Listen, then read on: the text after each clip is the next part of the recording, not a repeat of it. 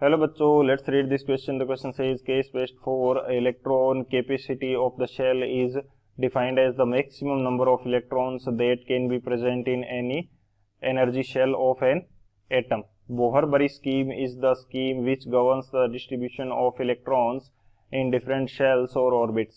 Electrons are accommodated in the shells or orbits in the increasing order of energy of the energy shell in a stepwise manner.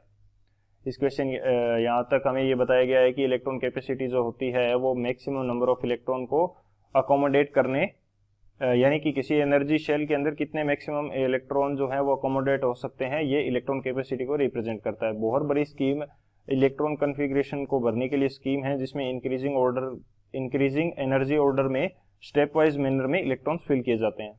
सो अब हमें first question की बात करते हैं हम. Name the element having electronic configuration K2L8M3. Option first aluminium, option second silicon, option third sodium and option fourth beryllium. Question number second, the maximum electron capacity of M shell is option first 16, option second 8, option third 18 and option fourth 32. Question number third, the electronic configuration which represent sodium is option first 2,8,4, option second 2,8,5, option third 2,8,8 and option fourth 2,8,1. तो इस question के अंदर तीन question दिए गए हैं electronic configuration से related. तो हम बात करते हैं की कंसेप्ट की यदि बात की जाए, की कंसेप्ट, तो की कंसेप्ट हमारे पास क्या होगा. हम बात करते हैं फर्स्ट की कंसेप्ट में. हम देखेंगे कि किसी शेल के अंदर मैक्सिमम इलेक्ट्रॉन्स कितने आ सकते हैं. मैक्सिमम नंबर ऑफ इलेक्ट्रॉन्स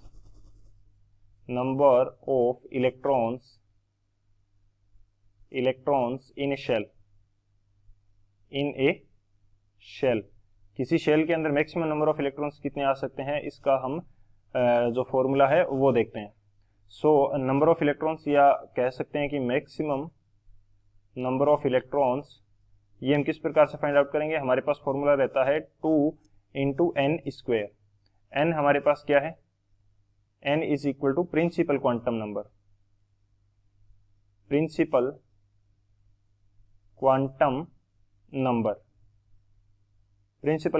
है. अब ये प्रिंसिपल क्वांटम नंबर क्या है, हमारे पास अलग अलग शेल्स होते हैं न्यूक्लियस के अराउंड. बेसिकली ये हमारा क्या हो गया, न्यूक्लियस हो गया. इसके अराउंड डिफरेंट हमारे पास क्या होंगे, शेल्स होंगे. और इन शेल्स का हमारे पास क्या होता है, अलग अलग एनर्जी लेवल होता है. इन शेल्स का हमारे पास अलग अलग एनर्जी लेवल रहने वाला है. जैसे मैं यहाँ पे 3 शेल से आपको समझा रहा हूँ. हमारे पास शेल का नंबर 3 से ज़्यादा भी हो सकता है. सो फर्स्ट शेल जो होता है उसको हम बोलते हैं के शेल, सेकंड को बोलते हैं एल शेल, थर्ड को हम बोलते हैं एम शेल, एंड यदि इसके बाद में कोई और शेल होगा तो उसको बोलेंगे एन शेल. ये हो गया. अब प्रिंसिपल क्वांटम नंबर की बात करें तो के के लिए जो प्रिंसिपल क्वांटम नंबर रहता है वो रहता है 1, एल के लिए 2, एम के लिए 3 एंड एन के लिए हमारे पास क्या रहेगा, 4 रहेगा. तो इस प्रकार से हम इजीली फाइंड आउट करेंगे कि किसी शेल के अंदर कितने मैक्सिमम इलेक्ट्रॉन्स हो सकते हैं. और इसी के अकॉर्डिंग हमारे पास जो इलेक्ट्रॉनिक कन्फिग्रेशन है वो लिखा जाता है कि इतने इलेक्ट्रॉन भरने के बाद में आगे वाले शेल के अंदर हमारे पास इलेक्ट्रॉन्स फिल किए जाते हैं. सो ये हमारा की कंसेप्ट हो जाएगा. इस की कंसेप्ट के अकॉर्डिंग क्वेश्चन सॉल्व करते हैं. अब यदि बात की जाए सॉल्यूशन की, तो हमारे पास जो क्वेश्चन फर्स्ट दे रखा है हम उसकी बात करते हैं. सबसे पहले क्वेश्चन फर्स्ट के अंदर हमें दे रखा है कि हमें उस एलिमेंट का नाम बताना है जिसका इलेक्ट्रॉनिक कन्फिग्रेशन क्या है, K2L8M3 है. K2L8M3. बेसिकली यदि यहाँ पे मैं लिखता हूँ तो K2L8 और M3. बेसिकली यहाँ पे मीनिंग क्या है, हम मैक्सिमम इलेक्ट्रॉन फाइंड आउट करें K के लिए यदि फाइंड आउट करेंगे तो n इज इक्वल टू 1 है, तो इसमें कितने इलेक्ट्रॉन आ सकते हैं, 2 आ सकते हैं. L के लिए फाइंड आउट करें तो n का नंबर क्या है, 2 है, तो 2 का स्क्वायर हो जाएगा 4, और 4 इंटू 2 कितना हो जाएगा, 8 हो जाएगा. इसी तरह से m के लिए फाइंड आउट करें तो m के लिए हमारे पास कितना हो जाएगा, 3 का स्क्वायर 9, 9 इंटू 2 18. सो यहाँ पे ये मैक्सिमम इलेक्ट्रॉन्स K, L और M में आ सकते हैं. हमारे पास K के अंदर 2 है यानी कि फुल भरा हुआ है, ये कंप्लीट फिल है. और L के अंदर कितने आ सकते हैं, 8 और 8 हमारे पास है यानी कि ये भी कंप्लीट फिल है. लेकिन थर्ड जो M है इसके अंदर 3 है हमारे पास, लेकिन आ कितने सकते हैं, 18 आ सकते हैं. 18 आ सकते हैं, लेकिन हमारे पास 3 हैं, यानी कि टोटल नंबर ऑफ इलेक्ट्रॉन्स कितने हैं? टोटल नंबर ऑफ इलेक्ट्रॉन्स कितने आ गए हमारे पास? टोटल नंबर ऑफ इलेक्ट्रॉन्स जो हमें कॉन्फ़िगरेशन दे रखा है क्वेश्चन के अंदर, उसके according total number of electrons कितने हैं? 2 + 8 + 3, यानी कि टोटल नंबर ऑफ इलेक्ट्रॉन्स कितने हैं? 13 हैं। तो 13 कौन सा एलिमेंट होता है? 13 पे हमारे पास कौन सा एलिमेंट होता है? एल्यूमिनियम होता है। 13 पे हमारे पास कौन सा एलिमेंट होगा? एल्यूमिनियम होगा। और कौन से ऑप्शन में हमें ये दे रखा है?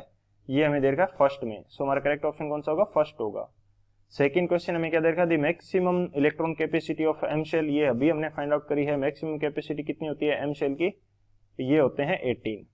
बेसिकली मैं इसको एक बार फिर से फाइंड आउट करके बता देता हूँ। Maximum electron capacity question number second के लिए हम बात कर रहे हैं। तो maximum number of electrons in M shell, हम बात कर रहे हैं एम शेल के अंदर। तो ये कितने होंगे? 2n²। 2n कितना है? 3 है, तो 3 का स्क्वायर कर देंगे।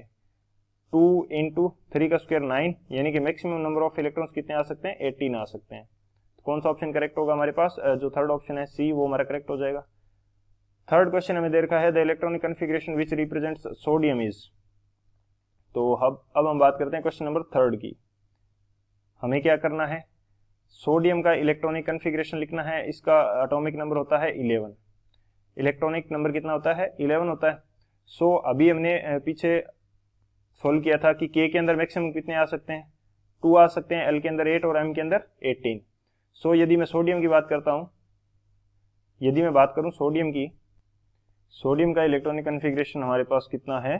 सॉरी, एटॉमिक नंबर कितना है? 11 है। सो इसके के में कितने आ सकते हैं? के में 2 आ सकते हैं, मैक्सिमम 2 आ सकते हैं। तो 2 इलेक्ट्रॉन्स इसके के में आ जाएंगे।